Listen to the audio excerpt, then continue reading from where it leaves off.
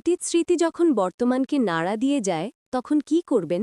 সঙ্গী হয়তো আপনাকে কোথাও বেড়াতে নিয়ে গেছেন, আগেই যেখানে প্রাক্তনের সঙ্গে গিয়েছিলেন। স্ত্রীর হাত ধরে হাঁটতে হাঁটতে মনে পড়ে গেল, এই হাত একসময় অন্য কেউ ধরে হেঁটেছে। জীবনে চলার পথে এমন অভিজ্ঞতা অনেকেরই হতে পারে। পরিবেশ, পরিস্থিতি বা ঘটনার পারম্পর্যের সামনে এসে দাঁড়ায় অতীত। এমন পরিস্থিতিতে কেউ বিব্রত হন, কেউ আবার সেটা লুকানোর চেষ্টা করেন, যার কোনোটাই ঠিক উপায় নয়। বিচ্ছেদের পরও ঘুরে ফিরে সামনে আসতে পারে পুরনো প্রেম বা বিচ্ছিন্ন দাম্পত্য। বিচ্ছেদের পরও ঘুরে ফিরে সামনে আসতে পারে পুরনো প্রেম বা বিচ্ছিন্ন দাম্পত্য। হয়তো মানুষটিকে আপনি ভুলেই গেছেন, কিন্তু তার সঙ্গে কাটানোর সময়গুলো তো মিথ্যা নয়। আর সেটাকে মেনে নেওয়া মানেও কিন্তু এই নয় যে বর্তমানকে আপনি গুরুত্ব দিচ্ছেন না।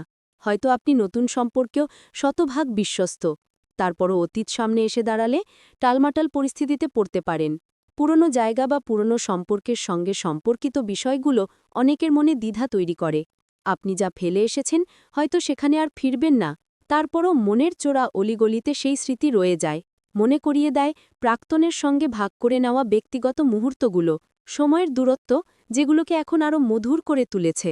একসময় যা গভীরভাবে অনুভব করতেন, এক নিমিষে সেটা মুছে ফেলা সম্ভব নয়। এটাই স্বাভাবিক।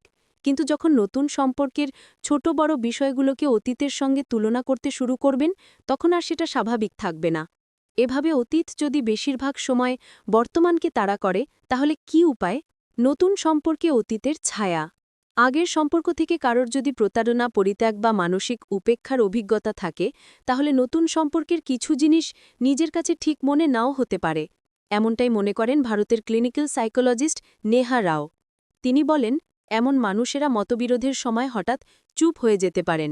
সঙ্গে কিছু সময় দূরে থাকলেই তাদের মধ্যে তৈরি হতে পারে উদ্বেগ। সাধারণ বিষয়েও তারা বারবার দুঃখ প্রকাশ করেন, অতিরিক্ত ভাবেন বা আবেগীয় ঘনিষ্ঠতা, ইমোশনাল ক্লোজনেস এড়াতে চান। এমনকি ছোট কোনো ভুল বোঝাবুঝিও তাদের ভেতর থেকে অস্থির করে তোলে। এসব নিয়ে হয়তো নিজেকে বাড়াবাড়ি করছি বলে দোষারোপ করতে পারেন, কিন্তু নিজের এমন পরিস্থিতি মূলত আপনার পুরনো সম্পর্ক থেকে পাওয়া। অতীতকে আলাদা করুন, বর্তমানকে নিয়ে সুখে থাকার চেষ্টা করুন। কোনো স্বাভাবিক বিষয় যখন আপনাকে অস্থির করে তুলবে, তখন নিজেই নিজের আচরণগুলো খেয়াল করুন। সাইকোলজিস্ট নেহা রাও বলেন, আপনার বর্তমান প্রতিক্রিয়া কি এখনকার পরিস্থিতির জন্য, নাকি পুরনো কোনো স্মৃতি সামনে এসেছে বলে হচ্ছে? যখন বুঝবেন এই প্রতিক্রিয়া মূলত পুরনো স্মৃতির কারণে, তখনই দেখবেন আপনার আবেগের তীব্রতা অনেকটা কমে এসেছে। নেহা রাওয়ের পরামর্শ, বিষয়টি বুঝতে পারার পর আপনি যে অবস্থায় আছেন সেখান থেকে মেঝেতে দাঁড়ানোর চেষ্টা করুন। কিছু একটা ধরে দাঁড়াতে পারলে ভালো হয়।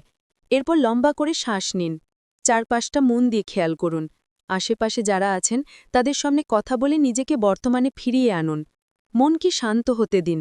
মনে রাখবেন, সুস্থ হয়ে ওঠা মানে নিখুঁত হওয়া নয়, বরং আরও সচেতন হয়ে নিজের খেয়াল রাখা। পুনরাবৃত্তি থেকে বেরিয়ে আসুন। ভারতীয় কাপল থেরাপিস্ট সুবর্ণা বার্ধে নিজের অভিজ্ঞতার আলোকে বলেন, আমার কাছে নিয়মিত এমন অনেক মানুষ আসেন যারা নিজেকেই বেশি দোষারোপ করেন। তারা এসে বলেন, আমার সঙ্গেই কেন এটা বারবার ঘটছে, অথচ তিনি বুঝতে পারেন না এটা কেন ঘটছে। এমন পরিস্থিতির ৩টে প্রধান কারণ আছে বলে জানান এই থেরাপিস্ট। ১. একটি সম্পর্ক থেকে বিচ্ছেদের পর আমরা আবেগ সামলাতে দুঃখ, রাগ, দোষারোপের মতো অনেক বিষয় সামনে আনি। আর এই অনুভূতিগুলো যদি কেউ পুরোপুরি মেনে না নেন, তাহলে নতুন সম্পর্কে জড়ানোর পরও অতীত তাকে প্রভাবিত করবে। ২.